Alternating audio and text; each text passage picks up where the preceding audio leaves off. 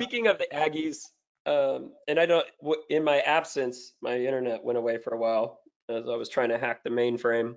Um, I don't know if you guys got into anything with HOKA ONE ONE. They are the sponsor of the Aggies, but also seemingly one of the winners in this space right now. Uh, Oh, it yeah. I mean, I can speak on like, the business side of things. I mean, well, Hoka's I would been like to hear a little bit on the business side of things because I would say 2012. I'm working for Dean Karnassus, and we're at a North Face Endurance Challenge. And this crazy Frenchman comes up to us with a Jean-Luc. shoe that looks, yeah, Jean-Luc. Oh, I didn't know who he was then. I thought he was an insane person. He was He is wearing big insane. marshmallows on his feet, and Right. he was walking around. And I was like, well, that stupid thing's not going to work. But gosh, Dude, So wish I would have invested in. I remember the very first time I tried out a pair and I thought like, okay, well, they look a little different, ridiculous. And you put them on Right. and we're like, this is the greatest thing I've ever put on my foot. It felt it I love just like the actual squishiness, the responsiveness, the whole thing. And then just the shoes gotten better and better. And that was probably, I don't know, it was like 10 years ago, something like that, 7 years ago. yeah, Yeah. the, So, the, so the Joe, how'd interesting you Yeah. thing come about along? Yeah. Hoka is for someone who hasn't run before, if you look at the shoe, it's kind of like a visual technology, right? It's like it's thick and it should be soft, and you pick it up and it's lighter than you expect, and you stand on it, and yeah, it's soft, right? Squishy, Yep. And the other, when you talk to Jean-Luc, a couple of the things that he talks about is, they were the first ones to popularize the rocker, right? And, he talks about the most efficient shape on the planet is a circle. So when you run in a pair of Hokas, it kind of propels you forward. And that's the big thing on Mm. carbon plated shoes right now, right? Is having a rocker of some sort. And then the other thing he says, as a visual, you want to, if you think about the guys on the moon walking, they're doing this thing, right? Bam, Hmm. bam, Yeah. bam. And that's the sensation that he's looking for there. But, the thing with Hoka right now is we look at their innovation and stuff. I'm fortunate because I can look at stuff, I'm looking at stuff that they're not even going to introduce until 2021. Mm. But they're coming up with solutions to problems I didn't know existed. So when I say Hmm. that, it's like you have a specific tool for specific job, and they're coming up Yep. with stuff, and you go, "Oh, wow, Hmm. that's really right. I hadn't thought about that." So they're coming up with all these different solutions. Their shoes are looking much better. They're comfortable, and they're absolutely killing it for us right now. And so they're our number one brand by far. And Whoa. the thing is that a website is pretty democratic in terms of purchasing, Right. right? Yeah. I can't really influence anyone's purchasing decision by any great extent. Like I can inform them and stuff like this, but at the end of the day, once you get all your information, you hit the buy button. It's up to you guys, right? It's up to the population of the world to figure out what they want to get. And I get all the metrics from all the different brick and mortars and stuff, and it's way 180 from what we are. And I talk to the Mhm. brands, I go, I would say our numbers are more in tune with what the population wants, right? Mm. Yeah. Um, because the thing is that when we have a retail store and when I worked retail, you could control that purchase decision pretty well. And Yeah. when you have a You just normal bring brick, out two shoes. right? Here's And when you one New bring, Balance. Here's one Saucony. right, You're gonna and pick one of them. right, when you have a brick and mortar, that's what you do. You don't sell what you don't have. Okay, you think in your mind, okay, this is the type of shoe the person needs. Here's what I have in the warehouse. Here's what I have in his size or her size. This is what I'm bringing out. I got the perfect choice for you, JT. Here you go. Right? What do you Yeah. think? And you tweak it from there. So you can, Yeah. like if you only have 3 shoe accounts, that's what you're going to do. You're going to sell, Exactly. X, Y, or Z. You know, but Yeah. in our case, I'll give any brand a try and try them out for 6 months and see how it goes. So, it doesn't mean we're never bringing them back, but sometimes they don't work out and we wait for a new Yep. line of shoes to show up, and, bring them back in. But Yep.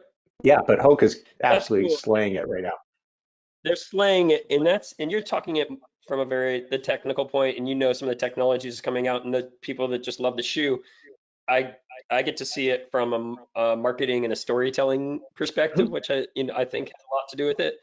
and they're slaying it there too. They've been pushing inclusivity, supporting runners from the front to the back of the pack, from ultra to Yeah, youth, and like they've got just a very good sense about brand as well. And I don't say this because they are a client or a partner. I would talk positively about anybody that didn't pay me as well.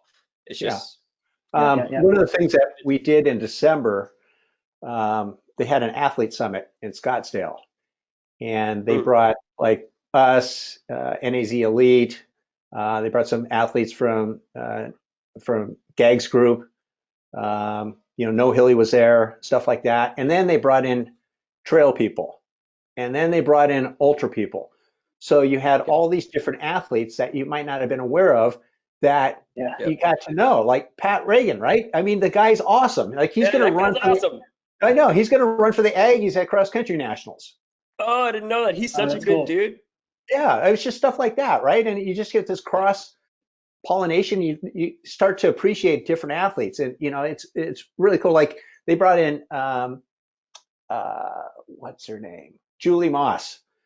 So Yeah, if you guys don't know Uh, Julie Moss, right? They I brought used her, to announce yeah, triathlons with Julie. So Julie and I and did she did triathlons. such a fabulous job of speaking, right? And for those in the reader land who don't know who Julie Moss is, she was the one who popularized, she was on Wide World of Sports when that's what we watched every week. And her story about going into this thing completely unprepared and just falling apart, where she just, like Yeah, she crapped on herself and she fell down and she was winning by what 45 minutes, and then I mean, she's crawling to the finish line, and the yeah, second place lady passes her right before the finish line, right? And then yeah. she oh, collapses, and that image. It is the it's just poster for Ironman. Yeah, it was the Ironman. It was basically like a branding for Ironman, right? The Julie yeah, it was Moss's. amazing. But I just found, she went to Cal Poly, because when I'm Yeah, looking at this thing, it says Mm. Julie Moss from Los Osos, California. And I go, no, that's wrong, right? On Wide World of Sports, she didn't live in yeah, Los Osos, right? And she did. So we were going to have a Cal Poly track reunion. And I said, are you interested in coming? She said, I've never run track at Cal Poly. I said, it'd be cool to have you there, right? yeah, yeah, But she still comes to San Luis Obispo once a year and runs Poly Canyon with Scott Tinley. Oh, that's That's cool. Very cool. an annual group up. They go from the Poly Right. track to Poly Canyon. So it's pretty cool. But that Yeah, event was Hoka's really cool. cool, getting to know all the different people from all the different disciplines, right? Yeah, Because that Right. doesn't really happen a lot. yeah. And JT, we talked a little bit about when Hoka came on. The show was saying that one of the conditions for it was to step up a women's team. And I think Mm. it really speaks to some of the stuff that you were mentioning about what the brand's behind. And just saying like, look, yeah, it's cool. We can sponsor any guys team all over the place. We really want to make sure that we have representation um, across men and women as well. And 100%. Yeah. And I can give you like even more specific examples of the pressure coming down from the brand of we're working on a high school program called Summer Mile Club, which is to try to get the kids running this summer and stay engaged. And they had all the high school kids had their track season canceled. Who knows what's going to happen with cross country? But it's all about how do we engage just as many female runners as we do and as our boys runners that have the traditional dominance in summer training and stuff like that. yeah, But yeah, Yeah. and yeah, maybe that's a great segue to Joe, who is not only a coach, but he's also a father of a high school athlete. And I've kind of experienced that too with my dad being a coach and me kind of like toiling with surfing, basketball, and everything but running until I finally saw the light. How do you balance being a coach, knowing the right thing to do, and then also being a dad at the same time? I think there's a So, lot of people that listen to this that just like, so I you want your haven't kids to run and you want them to do the right thing, but how do Yeah. you So manage my that? my oldest daughter is a distance runner. My youngest daughter is a pole vaulter, right? Um, Great. and the pole vaulter was a gymnast, and I introduced her to Jan Johnson, who's silver medal or bronze medalist in '72, had the world record, Pre's roommate, all that kind of stuff. And he said, "Come out whenever you want." And it was about 2 years before she said, "I'd like to pole vault." And so now I drive her up to Tascadero every Sunday, and she gets to, like, arguably one of the best pole vault coaches in the nation, and she just goes up there and dorks around, right? Sometimes she's So vaulting cool. and sometimes she's just jumping on trampolines and stuff like this. But, she's hanging out with college females that are vaulting 13, 14, 15, not 15, but 13, 14 feet, right? And she thinks that's normal. Yep. So that's kind of cool, right? It's like, I said, how'd it go today? She says, well, I only cleared 10 feet. She's a freshman. And I'm looking on the thing, and she'd be the top vaulter at her high school right now, right? She goes, well, I didn't vault 13 like this person did, you know. That's And so then the cool. older one, so that's pretty easy. I don't really know anything about the vault. But with my oldest daughter in cross country, she's running pretty well. And then I start giving her feedback and start, talking to her about stuff. And I'm too stupid to realize the more I'm talking to her, the worse she's running. So, and then we're getting to the end of the season, and the county meet doesn't go great. And then I'm giving her more advice, and the league meet doesn't go great. And then finally, I said, we go out to dinner. I said, sweetie, I think I'm done talking to you about running. If you want to talk to me about running, just because I think I'm stressing you out. She goes, yeah, you're effing stressing me out. Just stop it. And so after that, she started running really well again. So that's it. That's all the lesson I needed, right? And then Uh, her coach and the former coach of the high school, we go golfing every Wednesday. So I get all the input on, the cross country team there. And, yep. they, Adam, who's the head coach there, asked me if I looked over the training advice he gave. And I said, nope, you got it. It's all you, man. Yeah. So the only thing I'm Love it. doing right now with Grace is back in January, I said, you need to start contacting the colleges that you want to go, you're Yeah. considering going to. And she doesn't do it, and she doesn't do it, and she doesn't do it. And I'm sitting there on one of the Zoom things with the Portland coaches, with Dave Frank, right? Yep. And all of a sudden, the head coach for Duke comes on and talking about, okay, well, the seniors I got figured out, right? I got their junior track times and senior cross country performances, and the sophomores are a little bit young. And then I said, Gracie, come over here and listen to this. And so the coach from Duke said, the ones I'm worried about are the juniors, right? I don't have their junior track Yep. times, which is usually largely what I go on. I have some Mm. of the cross country stuff and I have their sophomore track times, but that's not Yeah. really indicative. And he says, I need these athletes to contact me so they get on my radar. Right now, I have nothing to go on. And then all of a Hmm. sudden, the light goes on Grace's head. And the next day, she starts, because when her dad says it, oh, that's just dad talking. Dad doesn't know what the hell he's talking about. That's great. But when the head coach at That's Duke, oh, yeah, okay, now I got to get off my ass and start contacting these coaches. So now she's, that's awesome. it's going pretty good. So she's got a lot of options available to her. But, Oh, you that's know, cool. I think there's two great lessons there. So I had a very similar experience with my dad where he was hands off. He let Coach Sasso and Coach Stiles at Midi coach me, yeah, and then Coach Dolan at UC Santa Barbara. And I think he was there more for just like, I don't know if it was a pressure from afar, like do the right thing and get the work in. But it mhm, was never like hands on. You have to do this. You have to go run. You have to do all those things. And I maybe we're still friends today because of it. I think he probably. saved it. Yeah, So we your were. high school coach, Sasso, I got a story about Sasso. Let's go. So in 1996, him and Toby Cook and Dave Frank and I think Dave's sister and Toby's sister decided to drive Miatas from California to Atlanta for the Olympic trials. A Miata And fits two people. what's that? Doesn't a Miata only fit two people? Yeah, so they had like four Miatas and driving across the United States. And Dave is thinking that they're going to stay. Shit, whose house was it? I forget whose house.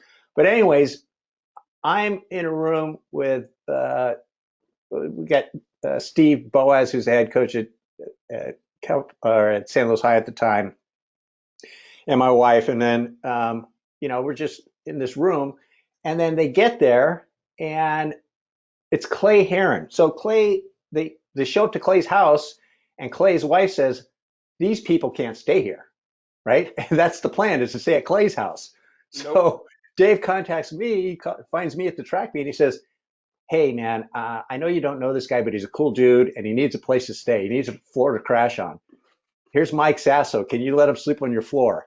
And so, yeah, we take Boaz has the couch. So we take all the cushions off the couch, put it next to the bed, give him a pillow and like a covering. and he's there for 2 weeks, right? And every day he's coming up to us and going, God, I really appreciate it. I really appreciate it, man. I can't thank you guys. It's every day. And finally we say, That's good. hey, Mike, are you Catholic? Because you seem awfully guilty about this whole thing. And he goes, yeah. And I said, stop it. Just stop it.